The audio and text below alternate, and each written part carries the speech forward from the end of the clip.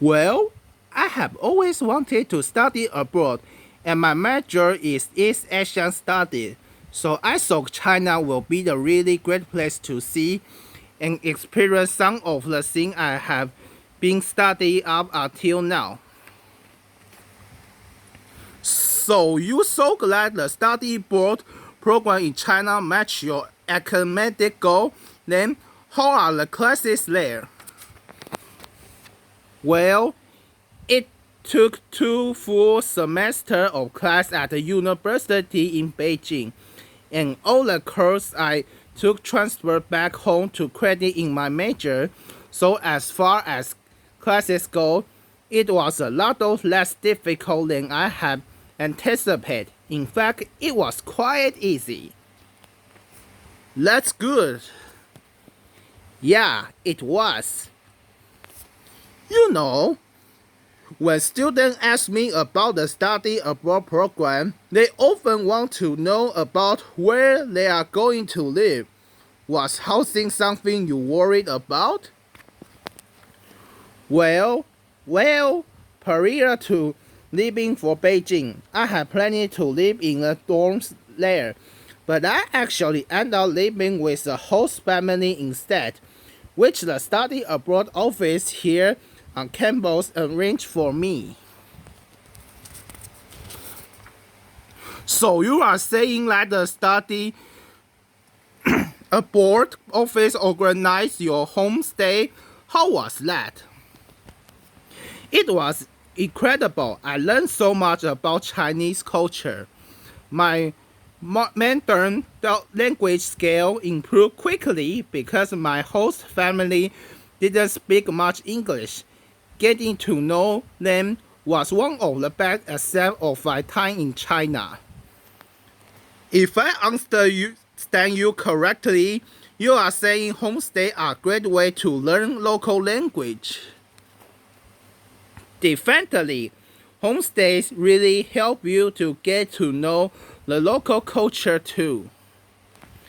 Then, was there anything that surprised you about the culture? A lot, actually. You know, I have read a lot about Chinese culture before going to China, but I don't think I began to really understand it until I went there and experienced it myself.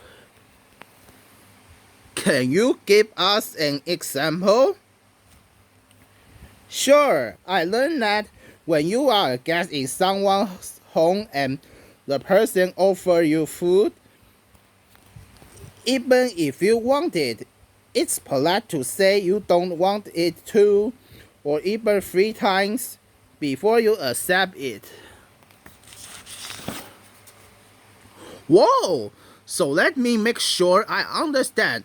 If someone offers me something in China, I should refuse it several times before I accept it? Because not doing so could be considered impolite? Yes, you should refuse it about 2 or 3 times. For me, learning about these cultural customs really improved my understanding of China and the people there. Whoa! Now, right now, I know that the format for each study board program includes trips, events, and other opportunities. What was one of the highlights of your program? Well, of course, walking the Great Wall and seeing the Forbidden City are a great part of my program. But to be honest, the best part was walking around and exploring the smaller back street of Beijing, called Hagong. I like seeing everyday life on the street and being in the middle of the sight, the sound, and smell of the market. Everything was so different to me. People are curious about me too, so that was made it fun. It seems like you had a very positive experience. So how would you assess your overall time in China and your program? Hagley.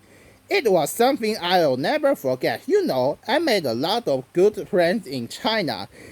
I got to study Mandarin where it's really spoken.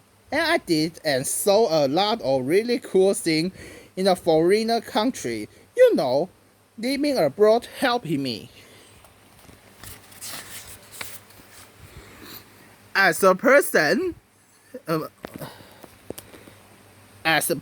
so it was great.